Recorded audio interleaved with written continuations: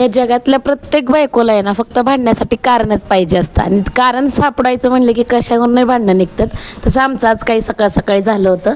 आम्ही इथं निघालो होतो मस्त फिरण्यासाठी, पण आमची वाटतच भांडणं लागली होती दोघांची. तुम्ही पण असं छोट्या छोट्या गोष्टीवरनं तुमच्या नवऱ्याला भांडणं करता का नक्की कमेंटमध्ये सांगा.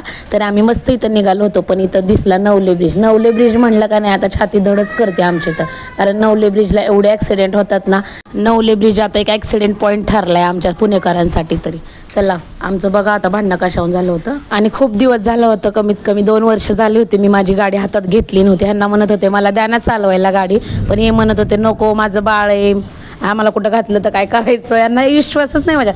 अहो म्हणलं मी 10-12 वर्ष लग्नाच्या आधी गाडी चालवली आणि तुम्ही काय सांगताय म्हणलं. शेवटी ह्यांच्यासोबत भांडणं करून मी गाडी हातात घेतलेलीच होते आणि हे मला म्हणत होते 20च्या पुढे 30च्या पुढे गाडी पळवायची नाही. मी म्हटलं अहो 30च्या स्पीडला गाडी पळवते, पण त्यांना काय माहिती मला गाडी पळवायला किती आवडते. 50च्या 60च्या पुढे गाडी चालली होती. आमच्यातलं एका मेंबरला ना AC कारमध्ये बसून पण उलट्या होत होत्या. मग काय उलटी करणाऱ्या मेंबरला घेतलं आमच्या गाडीवर, दोघांच्या मध्ये बसवलं. आता वाटत होतं रिक्षा घेतल्यास तर बरं झालं असतं, पण रिक्षा घ्यायला काय नव्हतं, सगळेजण ॲडजस्ट झाले होते. ह्या 4 व्हीलरमध्ये भरपूर सगळेजण बसली होती. म्हणलं कशात रिक्षा घ्यायची 2 माणसासाठी, म्हणून आम्ही 2 व्हीलरवरच निघालो होतो. पण ह्या असं उलटी करणारे मेंबरसाठी घेतली असती तर बरं झालं असतं असं वाटत होतं नंतर.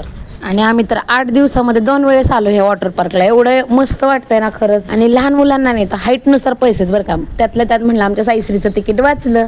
इथं एका मागे एक सगळेजण लाईनने नंबर लावून बघत होते कोणाचं किती तिकीट घ्यायचं कोणाचं किती घ्यायचं. मग काय आमच्या साईश्रीचं आणि दुर्वाचं तेवढं फ्रीमध्ये होतं आणि आमचं स्वराचं पण फ्रीमध्ये निघालं. सगळ्यांचे तिकीट काढल्यानंतर आम्ही गेलो आतमध्ये आणि मस्त एन्जॉय करत होतो. आम्ही वॉटर पार्कमध्ये काय काय एन्जॉय केलं, कसे रील बनवले ते सगळं बघा पुढच्या व्हिडिओमध्ये. चला भेटूया पुढच्या ब्लॉगमध्ये. Bye bye friends.